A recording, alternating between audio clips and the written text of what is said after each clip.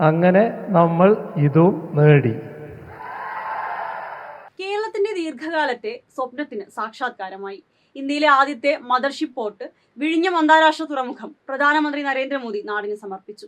ലോക വാണിജ്യ ഭൂപടത്തിൽ നമ്മുടെ നാടിനെ അടയാളപ്പെടുത്തുന്ന വിഴിഞ്ഞം തുറമുഖം ഇന്ത്യയെ ഇന്റർനാഷണൽ മാരിടൈം ബിസിനസ് ലോജിസ്റ്റിക് ഭൂപട ശൃംഖലയിൽ കണ്ണി ചേർക്കുന്ന മഹാസംരംഭമാണ്. 2028ഓടെ എല്ലാ നിർമ്മാണ പ്രവർത്തനങ്ങളും പൂർത്തിയാവുന്നതോടെ അന്താരാഷ്ട്ര ചരക്കു നീക്കങ്ങളുടെ പ്രധാന ഹബ്ബായി വിഴിഞ്ഞം തുറമുഖം മാറും.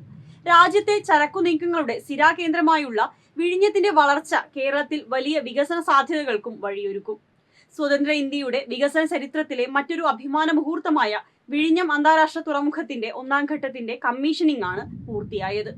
പ്രധാനമന്ത്രി കമ്മീഷൻ ചെയ്തതോടെ വിഴിഞ്ഞത്ത് തുറക്കുന്നത് കേവലം ഒരു തുറമുഖ കവാടമല്ല, പുതിയ കാലത്തിന്റെ വികസന സാധ്യതയിലേക്കുള്ള രാജ്യത്തിന്റെ മഹാകവാടമായി മാറിയിരിക്കുകയാണ് കേരളത്തിന്റെ സ്വന്തം വിഴിഞ്ഞം തുറമുഖം. 1ഉം 2ഉം പിണറായി സർക്കാരുകളുടെ ഇച്ഛാശക്തിയാണ് അതിവേഗം വിഴിഞ്ഞം തുറമുഖത്തിന്റെ പൂർത്തീകരണം സാധ്യമാക്കിയത്. ചരിത്രത്തിന്റെ വിസ്മൃതിയിൽ നിന്ന് വിഴിഞ്ഞത്തെ വീണ്ടെടുത്ത് അന്താരാഷ്ട്ര തുറമുഖമാക്കി മാറ്റിയത് LDF സർക്കാരിന്റെ നിശ്ചയദാർഢ്യമാണ്. അതിനിടയിൽ വലിയ പ്രതിസന്ധികളെയാണ് നേരിടേണ്ടി വന്നത്. ഓഖിയും നിപ്പയും നൂറ്റാണ്ടിലെ പ്രളയങ്ങളും ഒടുവിൽ കോവിഡ് മഹാമാരിയും. എല്ലാത്തിനെയും അതിജീവിച്ച മുന്നേറ്റമാണ് ഇന്ന് ഉദ്ഘാടനം ചെയ്യപ്പെട്ടത്.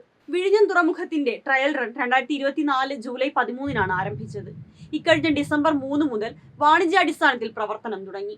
ഈ ചുരുങ്ങിയ സമയത്തിൽ തന്നെ 283 കപ്പലാണ് വിഴിഞ്ഞത്ത് നങ്കൂരമിട്ടത്. 5.48 ലക്ഷം TEU ചരക്കുകൾ കൈകാര്യം ചെയ്ത് റെക്കോർഡിട്ടു. ദക്ഷിണേന്ത്യയിലെ ആദ്യ സെമി ഓട്ടോമേറ്റഡ് തുറമുഖമായ വിഴിഞ്ഞത്തിന് വർഷം 15 ലക്ഷം TEU കണ്ടെയ്നർ കൈകാര്യശേഷിയുണ്ട്.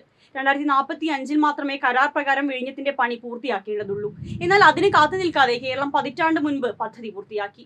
2000 മീറ്റർ ബർത്തിൽ 5 മദർഷിപ്പ് ഒരേ സമയം അടുപ്പിക്കാൻ കഴിയുന്ന സംവിധാനമാണ് ഒരുങ്ങുന്നത്. വിഴിഞ്ഞം സജ്ജമാകുന്നതോടെ കൊളംബോ തുറമുഖം കൈകാര്യം ചെയ്ത നല്ലൊരു ഭാഗം ഇന്ത്യൻ ട്രാൻസ്ഷിപ്മെന്റ് കാർഗോയും വിഴിഞ്ഞത്തെത്തും. തുറമുഖത്തിന്റെ നിർമ്മാണ ചെലവിൽ ബഹുഭൂരിപക്ഷവും വഹിക്കുന്നത് കേരളമാണ്. ആകെ നിർമ്മാണ ചെലവായ 8867.14 കോടി രൂപയിൽ 5595.34 കോടി രൂപയാണ് സംസ്ഥാന സർക്കാർ ചെലവിടുന്നത്. 2454 കോടി രൂപ അദാനി കമ്പനിയും. എന്നാൽ കേന്ദ്രം ഇവിടെയും കേരളത്തെ വഞ്ചിച്ചു. ഒരു രൂപ പോലും കേരളത്തിന് നൽകിയില്ല. നൽകിയതാവട്ടെ വട്ടിപ്പലിശ കണക്കെ തിരിച്ചു കൊടുക്കേണ്ട 817.80 കോടി രൂപ വായ്പയും. കാശിന്റെ കാര്യത്തിൽ ഇങ്ങനെയൊക്കെയാണ് നിലപാടെങ്കിലും BJP-ക്കാരുടെ തള്ളിമറിക്കലിന് ഒരു കുറവുമില്ല. 1 രൂപ ചെലവാക്കാത്ത വിഴിഞ്ഞത്തിന്റെ പേരിൽ മോദിക്കും രാജീവ് ചന്ദ്രശേഖറിനും നന്ദി പറഞ്ഞ് തലസ്ഥാന നഗരം മുഴുവൻ ഫ്ലെക്സ് അടിച്ചു വെക്കാൻ ഒരു നാണവും ഇല്ലാത്തവരാണ് സംഘികൾ.